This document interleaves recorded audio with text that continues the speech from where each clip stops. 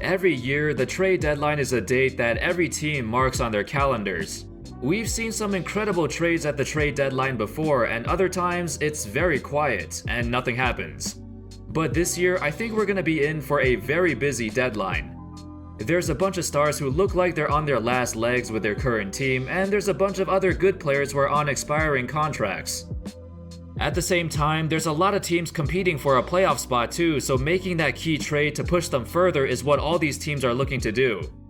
How's it going, folks? My name's Andy, and here are 12 players who might get traded at the trade deadline. Number 12, Jeremy Lin. Caught up in the disastrous season of the Atlanta Hawks and everyone saying that they made a mistake trading Doncic for Trae Young, what's been swept under the rug is the great season that Jeremy Lin has been having. While his raw stats of 11 points and 4 assists are not that impressive, he's only playing about 20 minutes a game and he's been incredibly efficient in those 20 minutes. Right now, he's a top 5 backup point guard in the league. He's making $12 million this year, but he's on an expiring contract. He's been completely healthy for the entire season too. There's already been some rumors of teams wanting to trade for Jeremy, namely the Blazers and Kings. But pretty much any team could use a solid backup point guard, and I think Jeremy is the most likely to be traded on this list. Number 11, Jabari Parker. The Jabari Parker experiments did not work out for the Bulls. Since the beginning of December, his minutes have significantly dropped.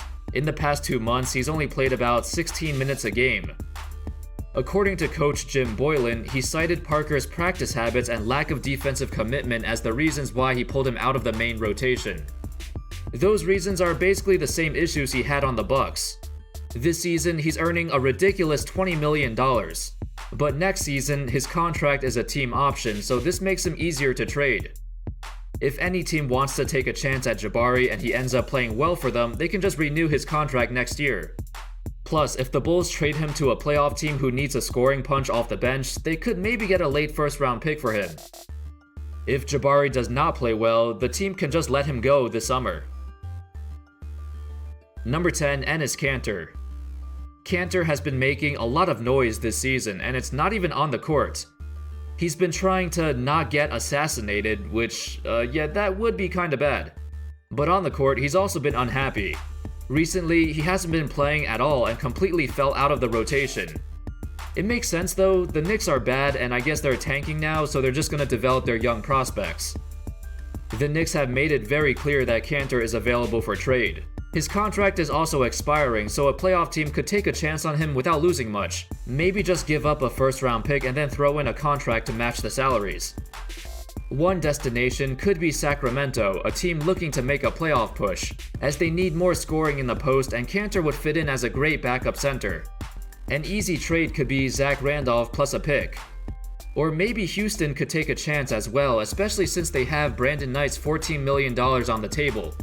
They could use his contract to match Kanter's salary, and then throw in their late first-round pick, which probably won't matter that much. Number 9, Frank Ntilikina. With the Knicks just getting Dennis Smith Jr., I believe one of either Mudiay or Ntilikina will be gone in the next few days. I think Ntilikina will be gone because Mudiay has been playing relatively well recently before he got injured. Ntilikina has been bad for most of the season and he hasn't made any notable improvements in his game.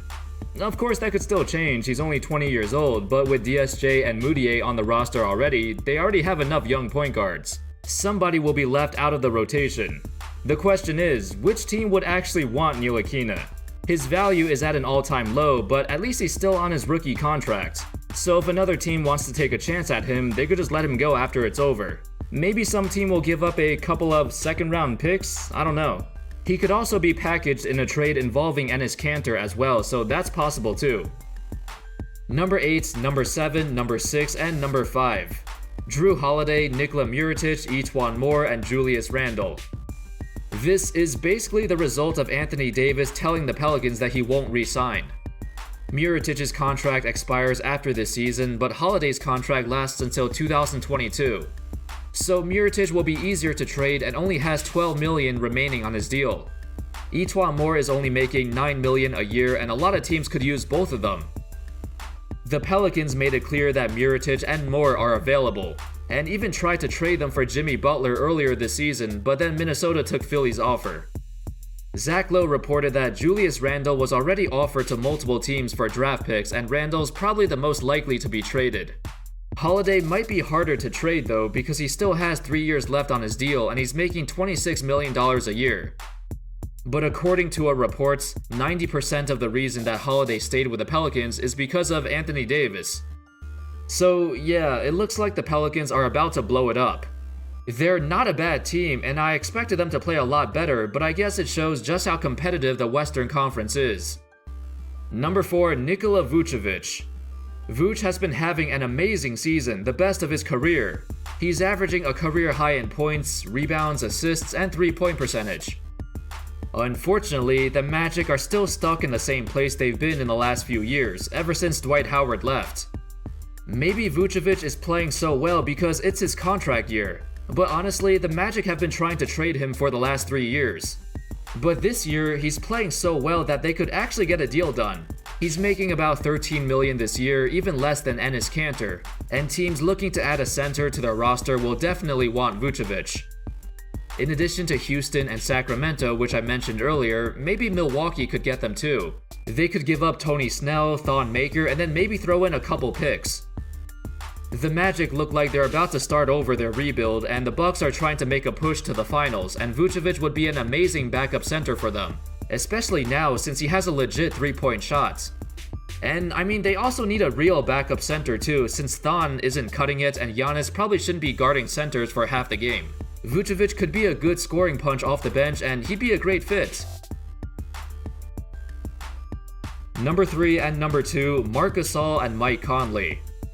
Ladies and gents, looks like it's the end of grit and grind. Everyone wants to see them stay, the fans, the organization, they're the last remnants of the grit and grind era of Memphis basketball. A style of play that went against the norm, but it worked and they were a dark horse contender for years. So what's going on now? Well, the Grizzlies got off to a great start, but then slowed down and now they're out of the playoff race. This season has been a disaster, which involved a physical locker room altercation between Garrett Temple and Omri Caspi. It's been tough, and even with a healthy Marc Gasol and Mike Conley, it was obvious that the Grizzlies were expecting to contend this season, but it just hasn't come together and they're starting to show signs of age. With that being said, even though they're both on insane contracts, there's a market for guys like them. Gasol and Conley are legit professionals who want to win and they will accept any role. The Kings and Pistons seem to be interested in Gasol, while the Jazz are interested in Mike Conley. Either situation would be better for them than the current Grizzlies, and if they do get traded, it's going to be to a team that's looking to make a playoff push. And number 1, Anthony Davis.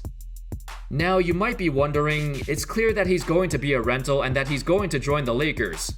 But that's still at least a year away. The earliest he can join them as a free agent would be in 2020, and that's only if he rejects his player option for the 2021 season.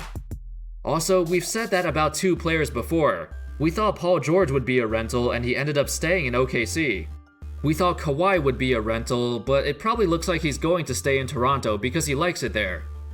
Also, even if Anthony Davis was a rental, some teams might go for him anyway.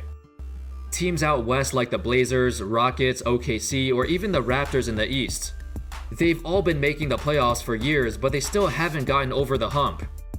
If they went all in this year to get Davis in a massive trade, they'll have their best chance to beat the Warriors, and probably the best chance they'll ever have in this era. And if they do win the championship or make a deep playoff run with Davis, he might consider staying with them. It's not out of the question that he ends up on another team. The Lakers aren't the only option. This Davis situation is the biggest domino at the deadline, and depending on what the Pelicans do with him, it's gonna change where the rest of the players go. Anyway, that's all folks, those were 12 players who I believe have the best chance of getting traded at the deadline. Honorable mentions to teams like the Wizards, Pistons, and Wolves, particularly the Wizards, who might consider blowing up their team and starting over. Otto Porter Jr. has been on the table, but with his ridiculous contract, I don't think many teams are gonna take him. After a hot start, the Pistons cooled off, and although Blake is playing out of his mind, they're not in the playoff picture right now. Maybe it's best to trade him while his stock is high. The Wolves are in a weird spot, and it's pretty much impossible to get rid of Wiggins. Another possibility is a Derrick Rose trade. He's on a ridiculously friendly contract, only $2 million a year, and he's playing so well. There's bound to be a ton of teams asking about him, and if some first-round picks are on the table, the Wolves should take it. The playoff hopes aren't looking that good for them. Let me know your thoughts on who you think will get traded. And do you think Davis will actually get traded? Let me know in the comments. Thank you all so much for watching, and as always, I'll see you next time. Peace.